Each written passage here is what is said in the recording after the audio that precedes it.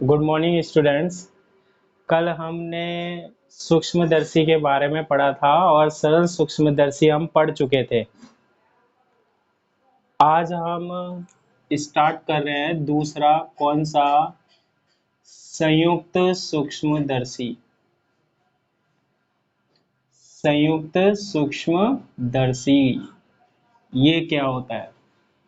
देखो, जब हमने सरल सूक्ष्मदर्शी बना लिया तो हमें संयुक्त सूक्ष्मदर्शी की क्यों आवश्यकता पड़ी?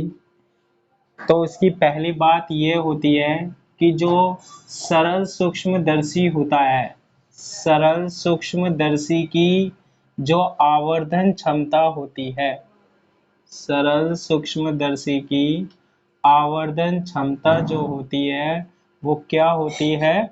कम होती है। ठीक है, तो सूक्ष्मदर्शी तो वैसे ही बड़ा करके दिखा रहा था, सूक्ष्मदर्शी तो बड़ा करके दिखा रहा था, तो इसकी जो आवर्धन क्षमता होती है वो क्या होती है? कम होती है। ठीक है, तो आवर्धन क्षमता को बढ़ाने के लिए, ताकि हम स्पष्ट देख सके, आवर्धन क्षमता को क्या करने के लिए? बढ़ाने के लिए, आवर्धन क्षमता को बढ़ाने के लिए किसका उपयोग करते हैं? अब संयुक्त सूक्ष्मदर्शी का उपयोग करते हैं। संयुक्त सूक्ष्मदर्शी का उपयोग करते हैं। क्यों करते हैं संयुक्त सूक्ष्मदर्शी का उपयोग? आवर्धन क्षमता को क्या करने के लिए? बढ़ाने के लिए। ठीक है, अब संयुक्त सूक्ष्मदर्शी को हम क्या कहते हैं, कैसे बनाते हैं, तो इसको हम थोड़ा सा और लिख लेते हैं। आवर्धन क्षमता बढ़ाने के लिए संयुक्त सूक्ष्मदर्शी का उपयोग करते हैं।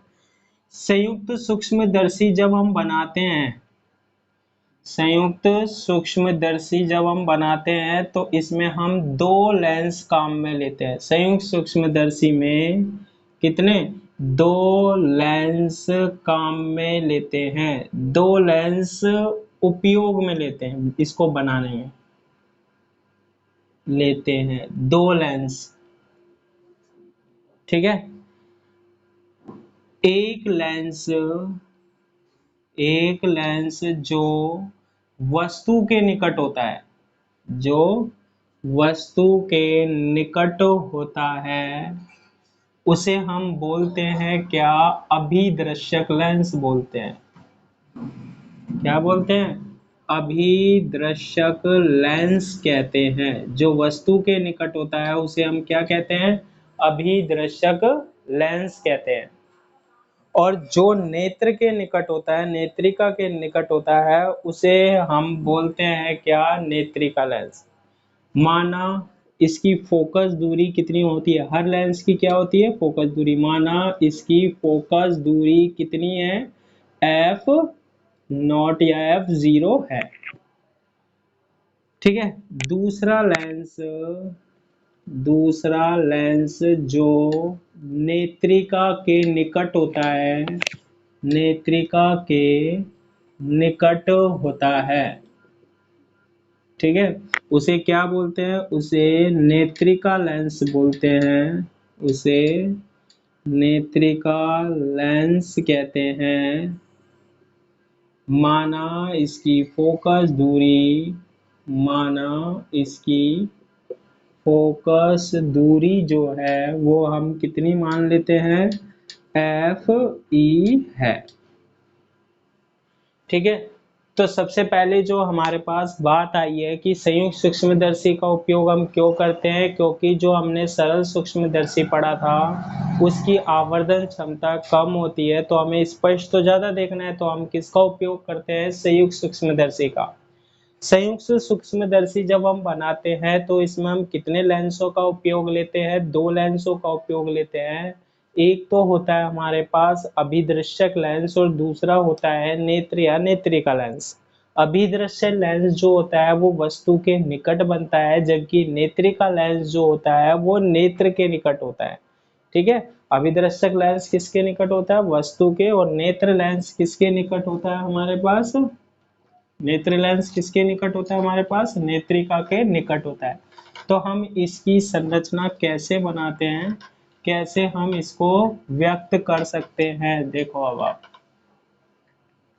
सबसे पहले हम क्या लेते हैं, एक लेंस लेते हैं। देखो ये हमने क्या ले लिया, एक लेंस ले लिया।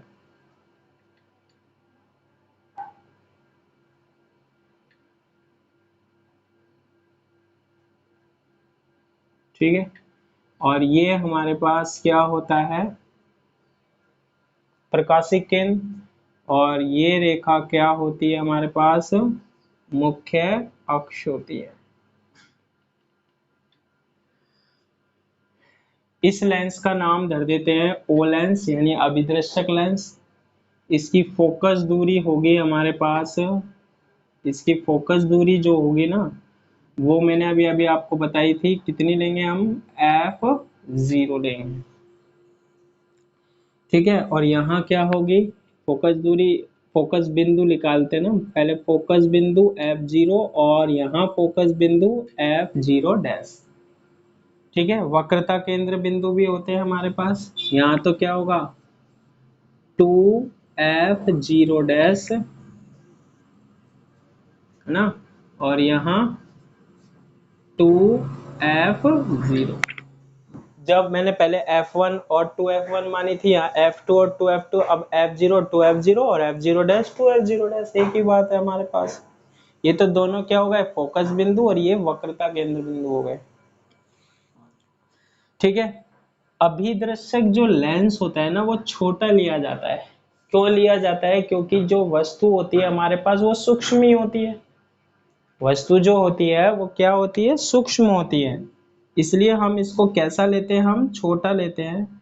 हमने यहाँ पर मान लो एक वस्तु धर दी, यहाँ पर सूक्ष्म वस्तु, ये हमने क्या रख दी, एक सूक्ष्म वस्तु, जिसका नाम मैंने दे दिया वस्तु क्या, ए बी रख दी, रख दी। अब वही लेंस के हमने नियम पढ़े थे, मुख्य अक्ष के समांतर जो किरण आ रही है, मुख्य अक्ष के समांतर, ये देखो ये कौन सा लेंस है, ओ लेंस। इस ओ लेंस को हम कौन सा लेंस बोलते हैं, अभिदृश्यक लेंस बोलते हैं। इसे अभिदृश्यक लेंस क्यों कहा जाता है, ये किसके निकट है, वस्तु के निकट है, वस्तु इसी के निकट है। देखो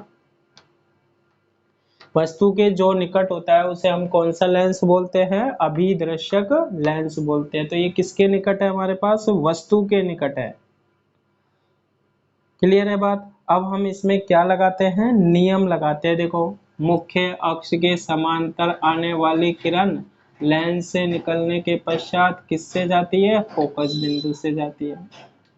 किससे जाती है हमारे पास, फोकस बिंदु से जाती है। ये किससे निकल गई हमारे पास, फोकस बिंदु से निकल गई। और दूसरा नियम क्या है कि यदि कोई किरण प्रकाशिक केंद्र से जाती है तो वो कैसे निकल जाती है हमारे पास, सीधी निकल जाती है। प्रकाशिक केंद्र से जाने वाली किरण कैसे निकल जाती है, सीधी निकल जाती है, निकल गई सीधी। अब ये जो दोनों किरणें हैं वो यहाँ पर मिल रही है या नहीं मिल रही, मिल रही है। और इसको हम किससे मिलाएंगे, अक्ष से मिलाएंगे। इसका नाम धर देंगे हम क्या, ए डैश और बी डैश धर दिया। यानी ये सूक्ष्म वस्तु जो है इसका प्रतिबिंब हमारे पास यहाँ मिल गया, किसके द्वारा, अभिदृश्यक लेंस के द्वारा। अब ये अभिदृश्यक लेंस के लिए वस्तु कौन सी है, ये है, तो वस्तु की दूरी को हम क्या बोलते हैं, वस्तु दूरी है। कौन से लेंस के लिए, अभिदृश्यक। और प्रतिबिंब कहाँ बन रहा है, इस लेंस का प्रतिबिंब यहाँ बन रहा है। तो प्रतिबिंब की जो दूरी है उसको मैंने किससे व्यक्त कर लिया, v0 से व्यक्त कर लिया। ठीक है, किससे व्यक्त कर लिया, v0 से हमने क्या कर लिया, व्यक्त कर लिया। अब देखो इसी के आगे यहाँ एक और लेंस होता है जो कि बड़ा होता है, क्योंकि हमें वस्तु कैसी देखनी है, बड़ी देखनी है। और ये किरणें हमारे पास ये ऐसे आ रही है। इसका भी हमारे पास क्या होगा, हमारे पास एक प्रकाशिक केंद्र बिंदु होगा। ये एरिया इसका, ये मुख्य अक्ष है।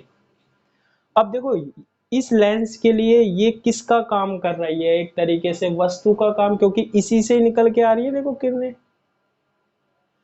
नेत्रिका कहाँ होती है, इस लेंस के पीछे होती है। यहां से हम क्या कर रहे होते हैं, देख रहे होते हैं। जब हम वहां से देखेंगे तो ये जो किरणें है ना, इस बिंदु से किरणें निकल रही होंगी सभी दिशाओं में। तो एक किरण मान लो ऐसे निकल के जा रही है, ये देखो इस बिंदु से निकल रही होंगी, इस बिंदु से, है ना। किस बिंदु से निकल रही होगी, इस बिंदु से निकल रही होगी, इस बिंदु से ऐसे निकल रही होगी।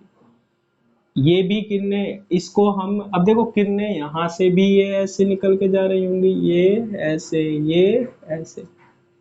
मतलब ये पीछे से जब हम देख रहे होंगे ना, तो ये बिंदु से क्या निकल के आ रही होंगी, किरणें ये ऐसे जा रही है। ये देखो ये लेंस में पड़ रही है और लेंस निकाल देगा हमारे को। अब किरणें मिलनी चाहिए, वस्तु तो ये हो गई। वस्तु की दूरी को हम किससे, इस लेंस के लिए इसका नाम धर दिया मैंने ई लेंस, ठीक है। और यहां से वस्तु की दूरी को हम किससे व्यक्त करते हैं, वस्तु दूरी से, इसे हमने किससे व्यक्त किया है, यू ई से। किससे व्यक्त कर दिया हमने, यू ई से व्यक्त कर दिया। अब प्रतिबिंब बन रहा है क्या, नहीं बन रहा। तो प्रतिबिंब बनाने के लिए इन किरणों को हम क्या करते हैं, पीछे की ओर बढ़ाते हैं, इसको भी बढ़ाते हैं, है ना, इसको भी बढ़ाते हैं। ये कहीं ना कहीं क्या होंगी, मिलेंगी। स्केल से बनाओगे तो कहीं ना कहीं क्या होंगी, ये मिलेंगी। जहां मिलेंगी, मान लो यहां मिल गई, इसको हमने किससे बनाया, मुख्य अक्ष से क्या कर दिया, मिला दिया। अब वस्तु तो इस लेंस के लिए ये हो गया, और प्रतिबिंब ये हो गया क्या, ए डबल डैश और बी डबल डैश।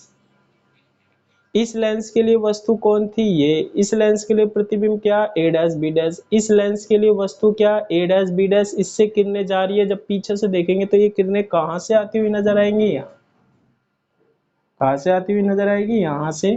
तो इस लेंस के लिए ये कौन सी दूरी हो गई हमारे पास, प्रतिबिंब दूरी। इसे हम वी ई बराबर डी से व्यक्त करते हैं। वी ई बराबर डी से क्या करते हैं, व्यक्त करते हैं। तो ये इस तरीके से हम किसको बनाते हैं, संयुक्त सूक्ष्मदर्शी को बना देते हैं। ध्यान रखना, ये VE बराबर D क्या है, नेत्र लेंस के लिए, नेत्र लेंस के लिए क्या प्रतिबिंब दूरी है। नेत्र लेंस के लिए क्या है, प्रतिबिंब दूरी है, ठीक है। U0 क्या है, वस्तु दूरी है अभिदर्शक लेंस के लिए। और ये क्या है, O लेंस के लिए प्रतिबिंब दूरी है, प्रतिबिंब दूरी। तो दोनों के लिए वस्तु है, दोनों के लिए क्या है, प्रतिबिंब है, ठीक है। तो प्रतिबिंब का बनना हम समझा सकते हैं इसमें, देखो प्रतिबिंब का बनना, प्रतिबिंब का क्या बनना, ठीक है। प्रतिबिंब का बनना हम कैसे समझा सकते हैं, कि हम वस्तु, ठीक है, कौन सी वस्तु है हमारे पास, ए बी। हम वस्तु ए बी को अभिदर्शक लेंस, पहला लेंस कौन सा है, अभिदर्शक लेंस, अभिदर्शक लेंस के सामने, के सामने, ये तो क्या है अनंत, और ये क्या है 2F note dash, 2F0 dash, जो कि वक्रता केंद्र होता है ना। के क्या रखते हैं, मध्य रखते हैं लेंस के सामने, अनंत व किसके मध्य रखा है, ये बिंदु कौन सा है 2F0। 2F0 डैश के क्या रखते हैं, मध्य रखते हैं। प्रतिबिंब निर्माण में मैंने आपको बताया था प्रतिबिंब कैसे बनते हैं, रखते हैं। और अभिदर्शक लेंस, इसका प्रतिबिंब, ये वस्तु है। अभिदर्शक लेंस, अभिदर्शक लेंस कौन सा है, ओ लेंस। इसका प्रतिबिंब, इसका प्रतिबिंब दूसरी ओर, इसका प्रतिबिंब दूसरी ओर, ठीक है, इसका प्रतिबिंब दूसरी ओर, ये साइड से दूसरी ओर, यहाँ क्या बन रहा है, ए बी का प्रतिबिंब, ए डैश बी डैश दूसरी ओर, ठीक है।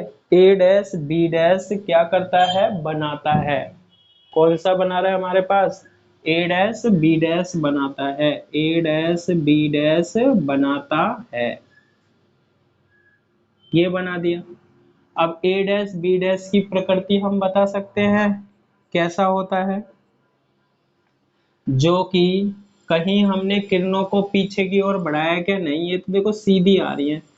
और ऐसी स्थिति में प्रतिबिंब क्या होता है, जब नीचे की ओर बनता है, जो कि वास्तविक, जो कि वास्तविक उल्टा व वस्तु से कैसा बनता है, छोटा या बड़ा। हम पहले स्थिति पढ़ चुके हैं, वस्तु से कैसा बनता है, छोटा बनता है। तो ये किसकी कहानी हो गई हमारे पास, इसकी हो गई। अब ये जो ए डैश बी डैश है ना, ये इसके लिए किसका काम कर रहा है, नेत्र लेंस के लिए, वस्तु का देखो यह प्रतिबिंब, यह प्रतिबिंब कौन सा, ए डैश बी डैश, इस लेंस के लिए किसका काम कर रहा है, वस्तु के लिए। ए डैश बी डैश नेत्र लेंस के लिए, नेत्र लेंस के लिए किसका काम करता है, वस्तु का कार्य करता है। नेत्र लेंस के लिए किसका कार्य करता है, वस्तु का कार्य करता है, ठीक है। तो ये वस्तु का कार्य कर रहा है नेत्र लेंस के लिए, जिसका प्रतिबिंब नेत्र लेंस द्वारा, जिसका प्रतिबिंब,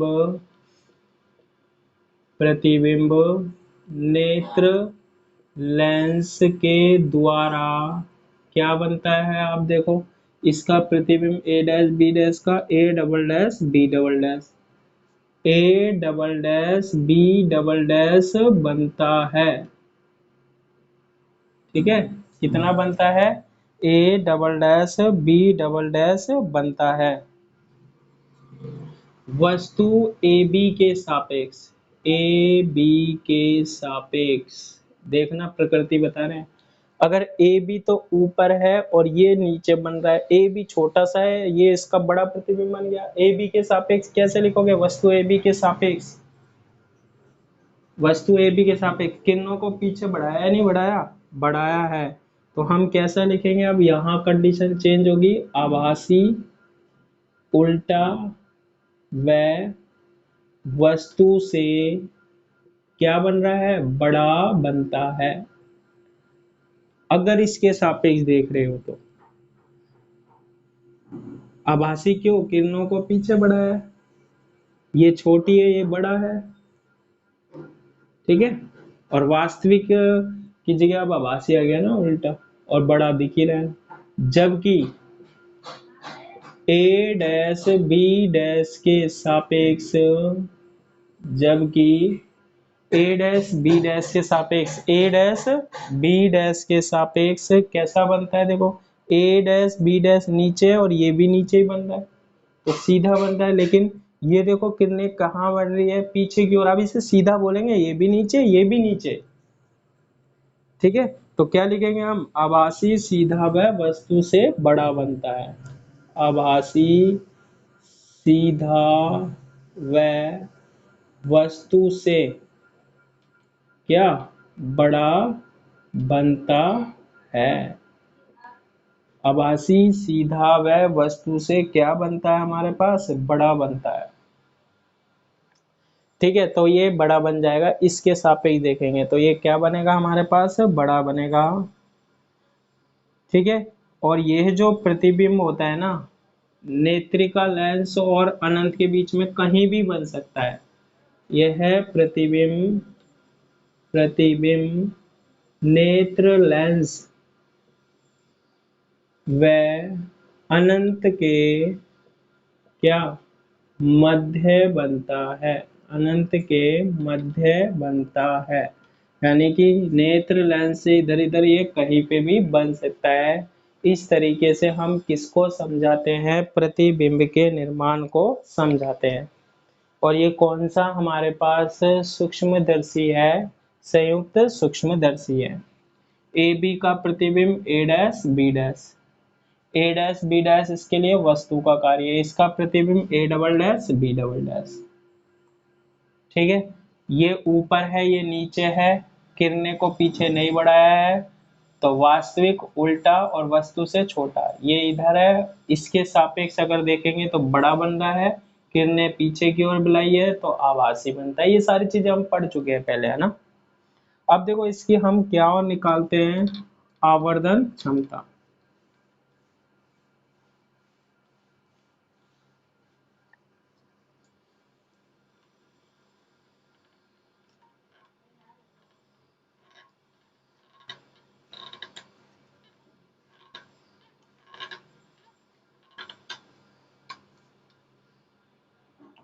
आवर्धन क्षमता कैसे निकालते हैं, देखो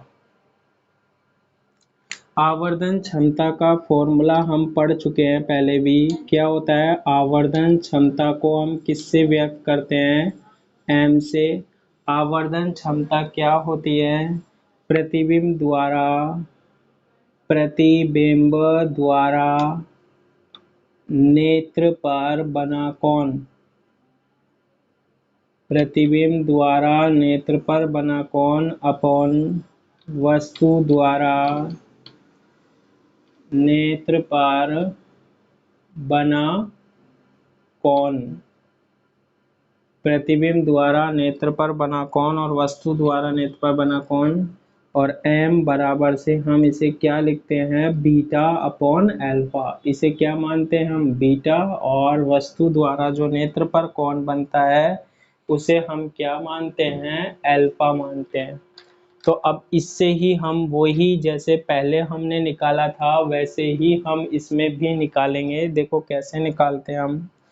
ठीक है, तो यदि कोण अल्प हो, तो मैंने आपको बताया था यदि कोण क्या हो, अल्प हो, तभी निकालेंगे हम। तो tan अल्फा लगभग किसके बराबर, अल्फा के, और tan बीटा लगभग किसके बराबर मानते हैं हम, बीटा के। मानते हैं नहीं मानते, तो m बराबर से हम क्या लिखते हैं, tan बीटा अपॉन क्या, tan अल्फा। वही बात हो गई पहले वाली, यानी tan बीटा का मान निकाल लो और tan अल्फा का मान निकाल लो और इसमें रख दो, आपको क्या मिल जाएगी, आवर्धन क्षमता मिल जाएगी। आवर्धन क्षमता निकालने के लिए सबसे पहले देखो ये क्या है, A double dash B dash last प्रतिबिंब है, ये नेत्र पर देखो कौन बना रहा होगा, ये बना रहा। इस कोण का नाम दे देते हैं हम क्या, बीटा। कितना दे दिया हमने, बीटा दे दिया। ये बीटा बनेगा नहीं बनेगा, देखो ये प्रतिबिंब है और ये देखो ये जा रहा है हमारे पास, ये कोण बना रहा है यहाँ पर, बीटा कोण। ठीक है, तो बीटा का मान हम इस त्रिभुज से ज्ञात कर लें, ए डैश बी डैश ई से, ए डैश बी डैश ई से किसका मान निकाल लेते हैं, tan बीटा का मान निकाल लेते हैं। और tan बीटा का मान क्या आएगा, लाल बट्टे कक्का से लंब बटे आधार। तो लंब तो हमारे पास क्या हो गया, ए डैश बी डैश, और आधार क्या हो गया, बी डैश ई। ए डैश बी डैश में बी डैश ई का भाग दे देंगे, ए डैश बी डैश में बी डैश ई का क्या दे देंगे हम, भाग दे देंगे।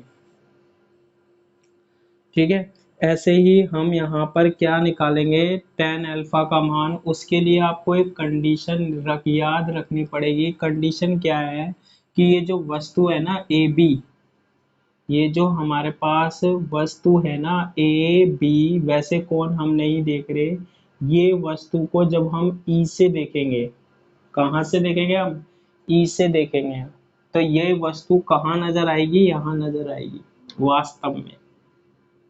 ठीक है, वास्तव में ये वस्तु जो है वो यहाँ नजर आएगी।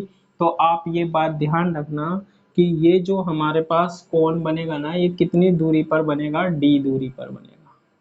यहाँ जो कोण बनता है ना, वो कोण कितना होता है, अल्फा बनता है।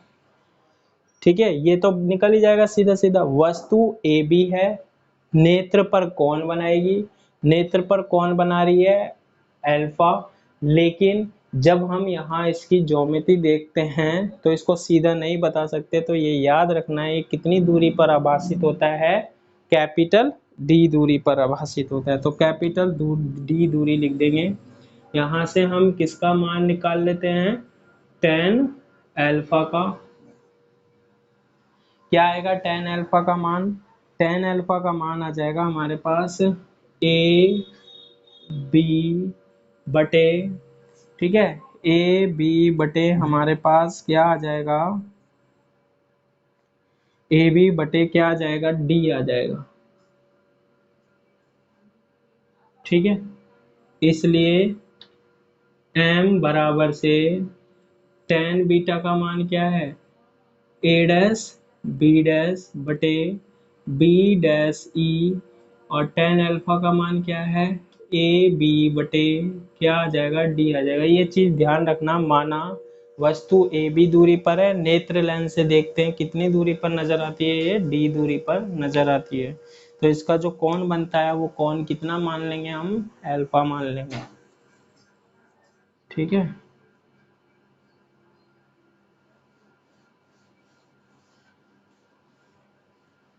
और सोल्व करते हैं हम इसे। तो m बराबर से ए डैश बी डैश आ जाएगा हमारे पास, ए डैश बी डैश, नीचे क्या आ रहा है, ए बी आ रहा है, इनटू डी कहाँ चला जाएगा, ऊपर, और ए बी कहाँ आ जाएगा, नीचे आ जाएगा। ठीक है, अब देखो मैंने आपको आवर्धन का फॉर्मूला पढ़ाया था। आवर्धन का फॉर्मूला क्या होता है, एक लेंस के लिए मैंने आपको बताया था आवर्धन जो होता है वो v अपॉन यू होता है या h डैश अपॉन h होता है या नहीं होता। तो यहाँ तो दोनों की आवर्धन क्षमता निकाल रहे हैं, ये कैपिटल एम अलग चीज है, ये कैपिटल एम तो दोनों की है, A dash B dash upon A B, A dash B dash upon A B. प्रतिबिंब की ऊंचाई तथा बिंब की ऊंचाई के अनुपात को क्या कहते हैं, आवर्धन कहते हैं। और ये कौन से लेंस के लिए है, ये इस लेंस का प्रतिबिंब ए डैश बी डैश, इस लेंस का वस्तु ए बी। तो प्रतिबिंब की ऊंचाई ए डैश बी डैश अपॉन वस्तु की ऊंचाई ए बी का अनुपात क्या कहलाता है, आवर्धन। तो इसे लिखते हैं हम एम ओ। एम ओ क्या है, अभी लिख देंगे, चलो एम ओ लिख दिया, इनटू अब ये डी अपॉन ए बी, ये भी फॉर्मूला होता है वी अपॉन यू। ठीक है, v अपॉन क्या होता है, u भी फॉर्मूला होता है। ठीक है, रुको, इसमें ये है b डैश ई है, सॉरी ये ए बी की जगह क्या है, b डैश ई है। इसको ऊपर ले जाएंगे तो d बनेगा, नीचे ए बी और b डैश ई। देखो ये वाला d क्या है, नेत्र लेंस की बात कर रहे हैं, प्रतिबिंब दूरी यानी v है, v ही क्या है, d तो है ना। प्रतिबिंब की दूरी और वस्तु की दूरी, वस्तु की दूरी क्या है यहाँ पर, यू ई है। अब यू ई क्या है, देखो बी डैश ई यू ही तो है, बी डैश ई क्या है, यू ई। तो ये भी क्या है, आवर्धन क्षमता है। आवर्धन क्षमता का ये वाला फॉर्मूला लग रहा है, नहीं लग रहा, वी अपॉन यू। डी तो क्या है, प्रतिबिंब दूरी, ये नेत्र लेंस, और ये प्रतिबिंब दूरी, और यू क्या है, वस्तु दूरी। वस्तु इसके लिए ये है जो कि क्या है, बी डैश ई है। तो बी डैश ई प्रतिबिंब दूरी अपन वस्तु दूरी को, ये भी क्या है, आवर्धन है, इसे एम ई से व्यक्त कर सकते हैं। एम जीरो क्या है, ओ, ओ मतलब अभिदर्शक लेंस का क्या, आवर्धन है, ठीक है। और एम ई क्या है हमारे पास, नेत्र लेंस का क्या है, आवर्धन है, नेत्र लेंस का क्या है, आवर्धन है, ठीक है। किसका आवर्धन है, नेत्र लेंस का आवर्धन है।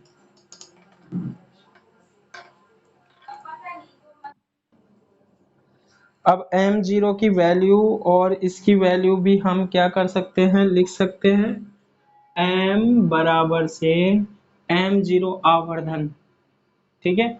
तो देखो आवर्धन के दो फॉर्मूले में ये वाला काम ले रहा हूँ, प्रतिबिंब दूरी अपॉन वस्तु दूरी। तो ये इस लेंस के लिए, ओ लेंस के लिए ना, ओ लेंस के लिए प्रतिबिंब दूरी क्या है, v जीरो, और वस्तु दूरी क्या है, u। वस्तु से कितनी दूरी पर है, u जीरो, प्रतिबिंब से कितनी दूरी पर है, v।